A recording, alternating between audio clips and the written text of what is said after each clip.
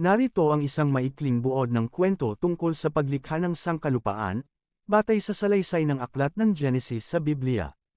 Noong wala pa ang lahat, walang lupa, walang langit, at madilim ang buong kalawakan, nilikha ng Diyos ang langit at ang lupa. Sa loob ng 6 na araw, maayos at kahangahangang nilikha ng Diyos ang sangkalupaan. Sa unang araw, sinabi ng Diyos, magkaroon ng liwanag. At nagkaroon nga. Inihiwalay niya ang liwanag sa dilim. Sa ikalawang araw, ginawa niya ang kalangitan upang paghiwalayin ang tubig sa itaas at sa ibaba.